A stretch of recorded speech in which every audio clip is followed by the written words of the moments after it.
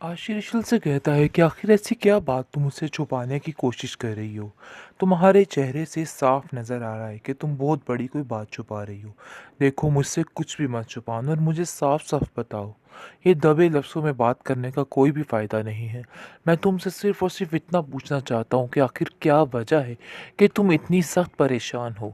देखो, कोई ना कोई बात तो है जो तुम्हें परेशान कर रही है दिन रात, और ये बात मैं बड़े अच्छे तरीके से जानता हूँ।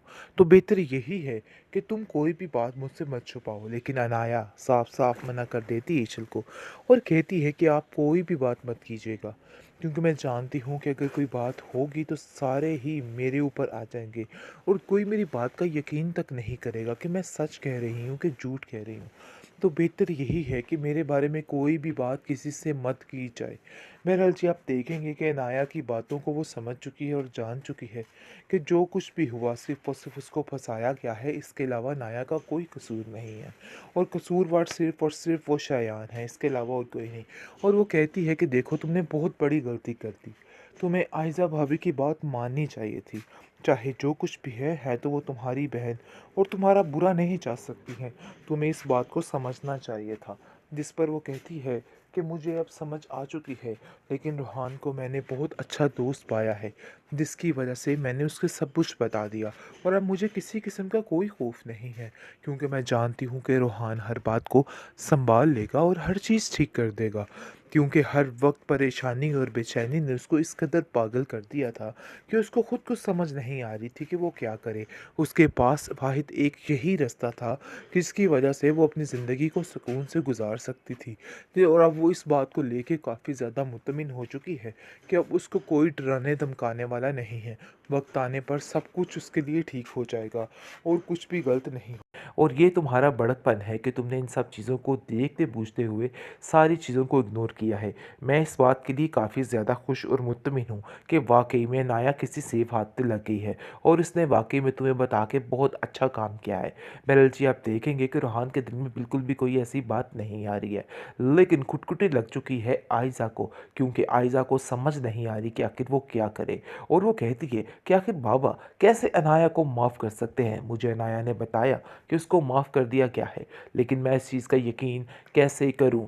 मुझे पता है कि जो कुछ भी हुआ है सिर्फ़ और सिर्फ़ अनाया की वजह से हुआ है, और मैं कभी नहीं चाहूँगी कि उसको माफ़ी मिले। जिस पर उसकी माँ कहती है कि बेहिर्सी की भी कोई इंतहा होती है। देखो, ये जो हो रहा है ना, उसको होने दो, और बेहतर यही है कि तुम इस मामले से अब दूर ही रहना, क्योंकि मैं तुम्हारी अब कोई बात नहीं सुनने वाली।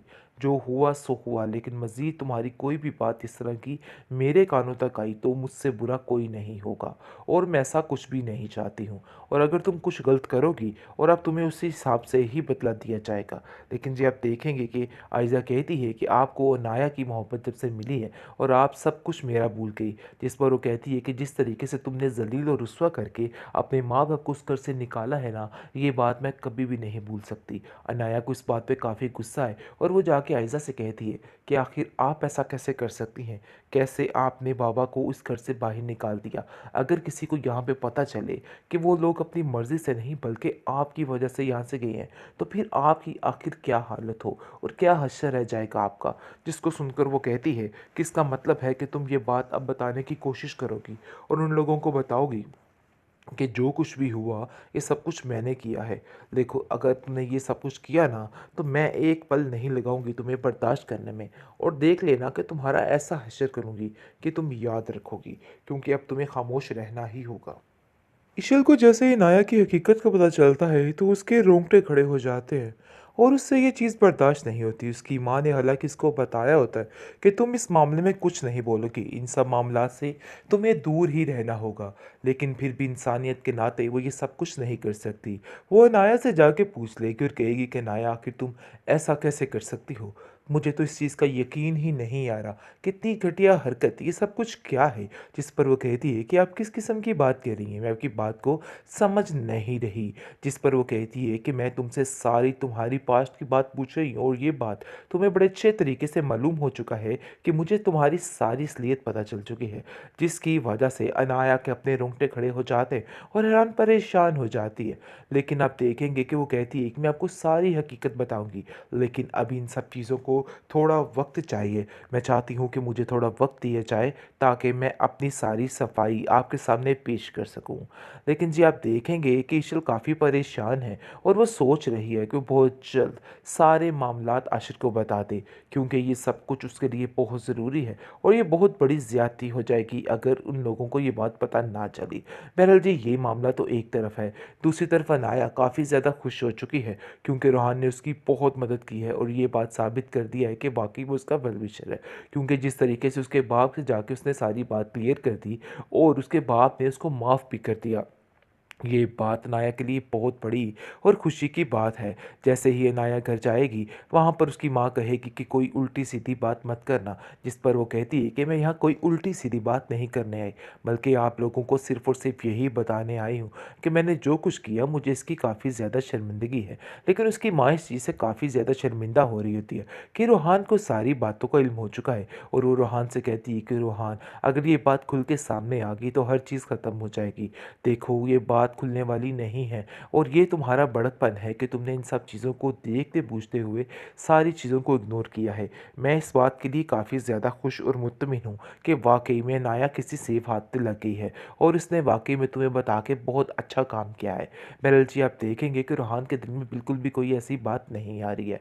लेकिन खुटखुटी लग चुकी है आइज़ा को, क्योंकि आइज़ा को समझ नहीं आ रही कि आखिर वो क्या करे और वो कहती है कि आखिर बाबा कैसे अनाया को माफ़ कर सकते हैं? मुझे अनाया ने बताया कि उसको माफ़ कर दिया गया है, लेकिन मैं इस चीज़ का यकीन कैसे करूँ? मुझे पता है कि जो कुछ भी हुआ है सिर्फ़ और सिर्फ़ अनाया की वजह से हुआ है और मैं कभी नहीं चाहूँगी कि उसको माफ़ी मिले। जिस पर उसकी माँ कहती है कि बेहिर्सी की भी कोई इंतहा होती है। देखो, ये जो हो रहा है ना उसको होने दो और बेहतर यही है कि तुम इस मामले से अब दूर ही रहना, क्योंकि मैं तुम्हारी अब कोई बात नहीं सुनने वाली। जो हुआ सो हुआ, लेकिन मज़ीद तुम्हारी कोई भी बात इस तरह की मेरे कानों तक आई तो मुझसे बुरा कोई नहीं होगा और मैं ऐसा कुछ भी नहीं चाहती हूँ। और अगर तुम कुछ गलत करोगी और अब तुम्हें उसी हिसाब से ही बदला दिया जाएगा।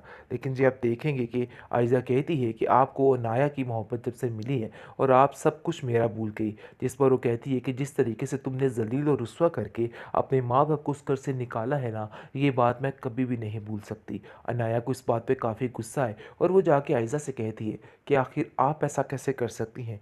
कैसे आपने बाबा को उस घर से बाहर निकाल दिया?